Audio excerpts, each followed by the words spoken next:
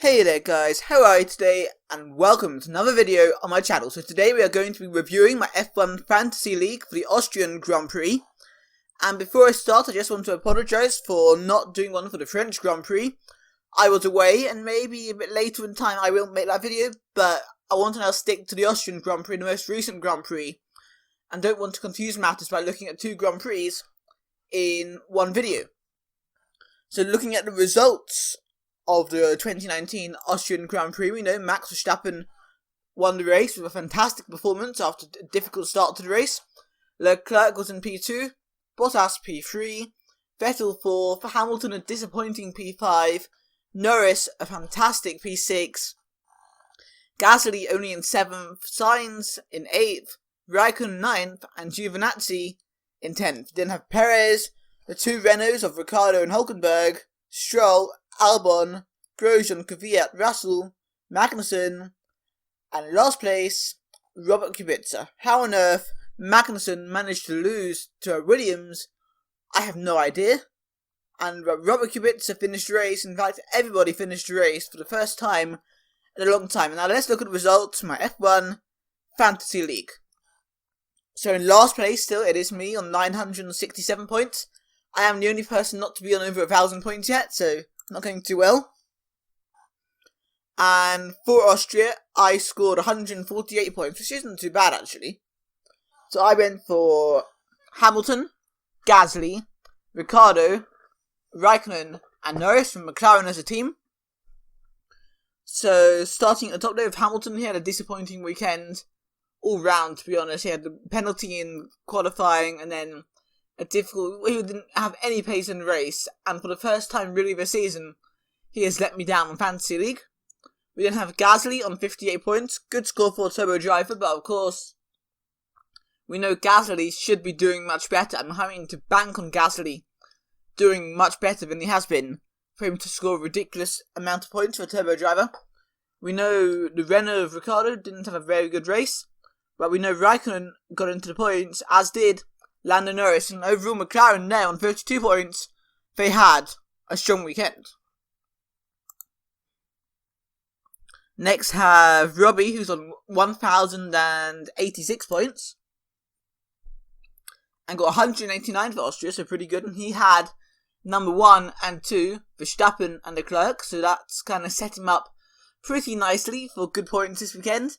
He went for Raikkonen with the turbo driver, Norris, and Albon, so I guess Norris would have been a good person to choose as a turbo driver. Of course, scoring good points, but Raikkonen also got good points as well. And Albon had a pretty quiet weekend, not in the points. But Red Bull, 53 points, I guess they are really being let down by the number 2 driver, Pierre Gasly. We then go to Thomas F1, 1,105 points. He went for Bottas, Verstappen, Kvyat, Sainz and Hamilton with Toro Rosso as a team. So we know Bottas, so he beat Hamilton when the car wasn't performing. So a good weekend in a way for Bottas. You could say he closed the gap to Hamilton, you could argue. And we know Verstappen was fantastic this weekend in the race. Kvyat and Toro Rosso didn't do too much, but we know Sainz in McLaren also had a pretty good weekend. Not quite as good as Lando Norris, but a pretty strong weekend. But then again, he made so many overtakes from P19 to P8, and it wasn't really shown at all on live race coverage. So he actually did have a really good weekend, going from P19 to P8, and we shouldn't underrate Sainz's performance at the Austrian Grand Prix. And we talked about Hamilton already. But a disappointing weekend for Toro Rosso.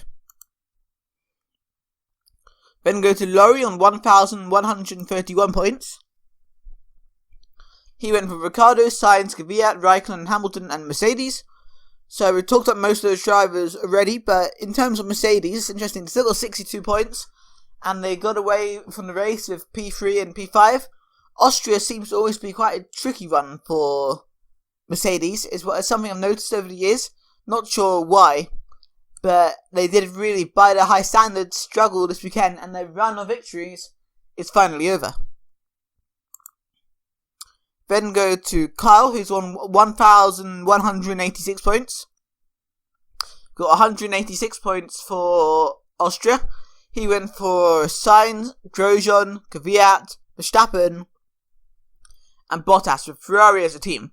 Look, so Ferrari had a pretty strong weekend, P2 and P4. Of course, Vettel had a difficult time in qualifying, and we know that Grosjean and you could say the Haas team in general, not a good time for them at the moment, really poor, and Kvyat didn't have a very good race either.